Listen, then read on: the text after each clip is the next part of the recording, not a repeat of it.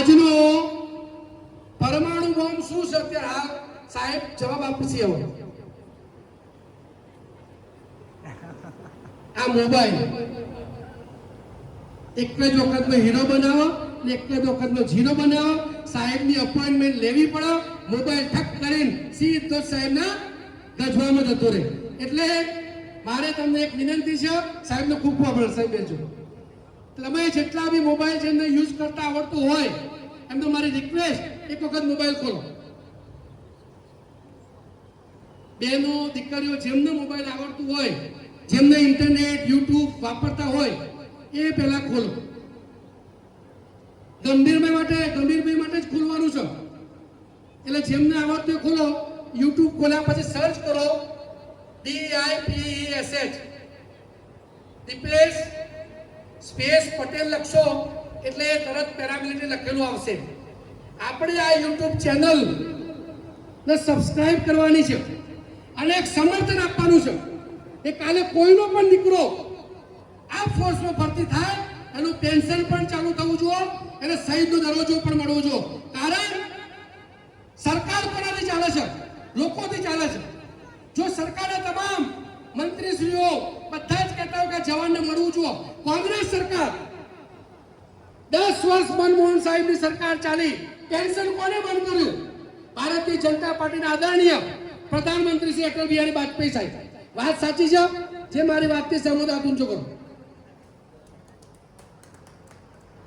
Pension ભલે બંધ કર્યું 10 વર્ષ કોની સરકાર રહી 10 વર્ષ બે લોકોની રહી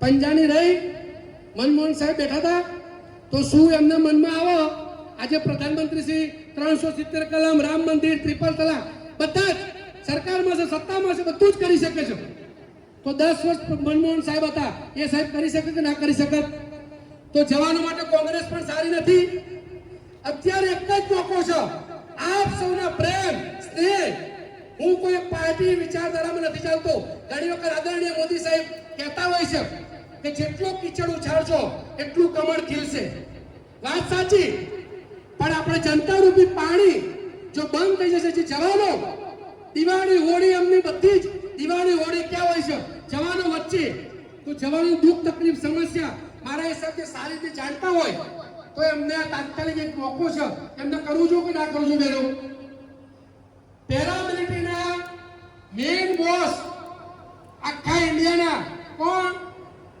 જેને ખબર આપું છું કરો આ જે ફોર્સ કહેવાય એના મેઇન બોસ હોમ મિનિસ્ટર ભારતના કોણ કોઈ ખબર છે બેનો જેને ખબર આપું છું કરો સાહેબને તો ખબર જ એટલે એવું છે આપણા અમિતભાઈ શાહ સાહેબ અમારા માનસા ગામના છે કોણ છે આપણા હોમ મિનિસ્ટર બોલો અમિતભાઈ શાહ થોડીક આપણે જાણકારી તો મળે કમસે કમ કે હું એક ગામડામાં ગયો ને સાહેબ ત્યાં મોદી સાહેબનું નામ નહોતું ખબર એક વિડીયો મૂકેલો સાહેબ કે આ ગામમાં મોદી સાહેબનું નામ એટલે હોઈ શકે અમિતભાઈ શાહ સાહેબ આપણા ગુજરાતના પ્રધાનમંત્રી આપણા ગુજરાતના તો અત્યારે હાલ સત્તા કોની કહેવાય ગુજરાતની કહેવાય ગુજરાતનું નેતૃત્વ દેશ ઉપર કહેવાય તો આપણે મોદી સાહેબે તાત્કાલિક નિર્ણય લેવો જોઈએ કે ના લેવો જોઈએ સાહેબની ભાષામાં આપણે કહીએ એનો લેવો જોઈએ કે ના લેવો જોઈએ કે ભાઈ કાલે કોઈનો કોઈ દીકરી ભરતી થશે કોના આમાં ફોર્સમાં જવાની ઈચ્છા છે યુવાનો જેને ઈચ્છા હોય તો ઊંચો કરો ફોર્સમાં જવાનું નથી ગંભીરભાઈ થાકી ગયા લાગે થોડા કે ગંભીરભાઈને નોકરી જોઈને કંટાળ્યા છે તો સારું જવું જ નહીં એટલે આમાં કોઈનો પણ દીકરો દીકરી ભરતી થશે મારો કહેવાનો મતલબ એક જ છે કે જવાનો નિવૃત્ત થશે જે જવાનો શહીદ થઈ રહ્યા છે એ બધાને જો સાચી શ્રદ્ધાંજલિ અને વીર જવાનોને શુભેચ્છા આપણે પાઠવવી હોય તો આપણે બધાએ જેમ દેશ આઝાદ કોણે કર્યો ગુજરાતની ધરતીએ કર્યો કે ના કર્યો ગાંધીજી સરદાર વલ્લભભાઈ પટેલ સિંહ ફાળો કરો કે ના કરો આખા દેશને એક કરવા આપણા સરદાર વલ્લભભાઈનો લોખંડી પુરુષ તરીકે આજે ઓળખાય છે એ તમામ મહાનુભાવોએ વત્તા ઓછા અંતે તમામ રાજ્યોના લીડરો નેતાઓ હતા પણ વિશેષ ગાંધીજીનું નામ સુવર્ણ અક્ષરમાં લખાય છે આઝાદીની લડતમાં ખૂબ મોટું મહત્વ તો આપણે એ ગુજરાતની ધરતીના છીએ એમાં પણ જય જોહર આ આદિવાસી સમાજની ઈમાનદારીની વાત તમામ જગ્યાએ એક એક્ઝામ્પલ રૂપ છે. આ એટલા માટે હું કહી રહ્યો છું કે આપણા આદિવાસી સમાજ સાથે ડાયરેક્ટ સીધો અન્યાય છે સાહેબ. ફોર્સમાં વધુ કોણ છે? ફોર્સની વધુ સંખ્યા કોની? જય જવાન જય કિસાન. તો જય જવાન કોણ? આદિવાસી સમાજ. જય કિસાન કોણ?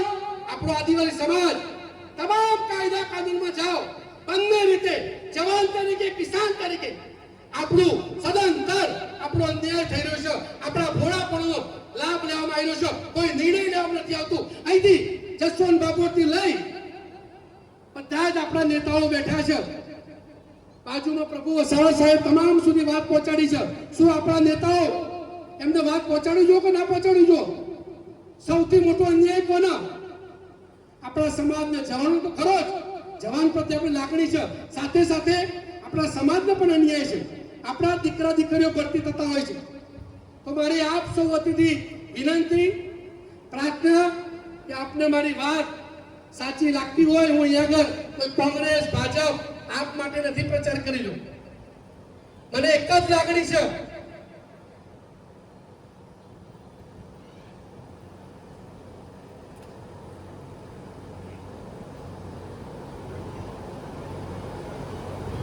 ક્યારે કોઈ શહીદ જવાન તમારા વિસ્તારમાં આવ્યો હોય ત્યારે નાના બાળકો હોય, એક વખતે એમને ઘરે જઈને પૂછ્યું શું તકલીફ છે? વીર શહીદ અમર રહો.